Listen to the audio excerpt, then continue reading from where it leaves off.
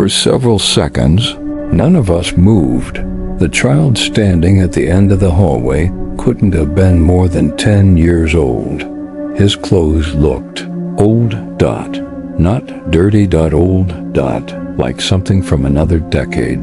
Before any of us could react, he stepped around the corner and vanished. Marcus was the first to move. Did everyone see that? We all nodded. No one laughed. No one suggested it was a trick of the light. We had all seen the same thing, camera in hand. Marcus slowly approached the end of the hallway. The rest of us followed. When we reached the corner, we found nothing. Just another corridor stretching into darkness. The child was gone. There were no doors nearby. No stairwells. No place he could have disappeared. The air felt strangely cold.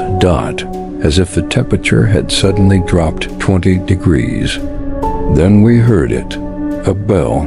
The sound echoed through the building. An old-fashioned school bell. Loud. Sharp. Impossible. The school had been abandoned for over a decade.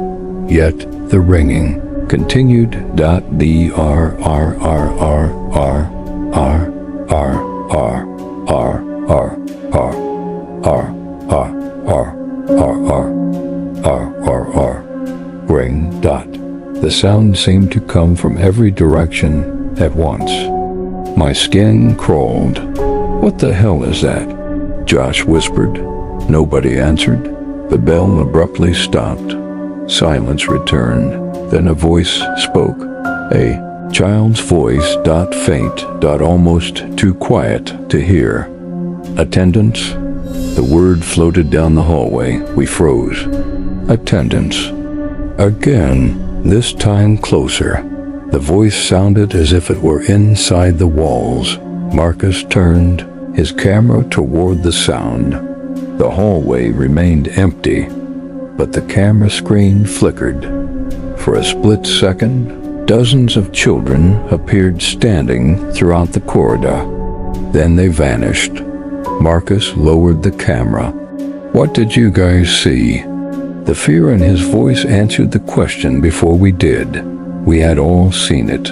Every single one of us. And we were ready to leave. Fast. We headed toward the main staircase. Halfway there, Josh stopped. Wait, he pointed toward a classroom. Room 212. The door was open.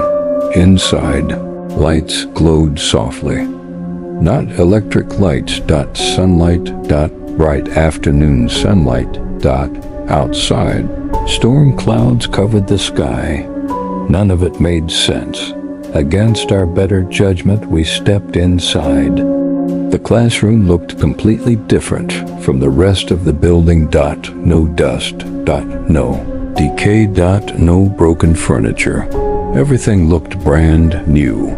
Children's backpacks hung beside desks. Textbooks sat neatly arranged. The room looked occupied. As if class had just ended moments ago. Then we noticed the students. At first, I thought they were mannequins. Children sitting silently at their desks, perfectly still, faces lowered. Motionless. There were nearly 20 of them, every seat occupied, except one, the desk near the window. The empty desk. The same one from earlier. The desk with no name. My chest tightened. Slowly. One of the children lifted its head. Then another. Then another. One by one, every student looked directly at us. Their eyes were completely black. No pupils. No whites, just darkness. Josh screamed. The classroom instantly vanished. The sunlight disappeared. The students disappeared. Everything returned to normal. Dust. Rot. Decay. The room was abandoned once again. We ran. This time, none of us cared about the footage. We just wandered out. As we reached the main office, Marcus suddenly stopped. The attendance sheet, the one we'd found earlier, it lay on the floor where we'd left it, except now something had changed. A new name had appeared, written in fresh red ink. Marcus Reed. Marcus stared at it. His face went pale. Below his name were 2 words, absent. Today, a loud bang erupted somewhere upstairs. Then another. Then another. Footsteps. Dozens of footsteps. Running. Children running through the hallways above us. The sounds grew louder. Closer. Coming toward the staircase. We bolted for the exit. The front doors were only 50 feet away, yet the footsteps seemed right behind us. The sound of laughing children filled the building. Not happy laughter. Something wrong. Something hateful. I reached the door first and shoved it open. The others followed. We sprinted across the parking lot without looking back. Only when we reached our vehicles did we finally stop, breathing hard. Terrified. Certain the nightmare was over.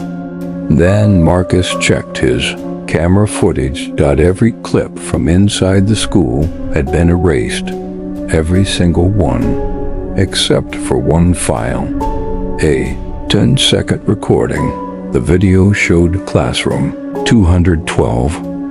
Rows of students sitting silently. At the front of the room stood a teacher, taking attendance. One by one, she called names. Then she reached the final student. Ethan Parker? Silence. She looked toward the empty desk. Then slowly turned toward the camera, toward us, and smiled. The recording ended. Months later, Marcus became obsessed with discovering who Ethan Parker was. Public records eventually revealed the truth. In May of 2009, a student named Ethan Parker disappeared during school hours. Witnesses claimed he entered classroom 212 shortly before lunch. He was never seen again. No evidence. No suspects. No explanation. The case remains unsolved to this day. What disturbed us most was one final detail. The classroom where Ethan vanished. Room 212. The same room we entered. The same room where one desk remained empty. Waiting. And according to that attendance sheet, the school still considers Ethan absent because somehow he never left.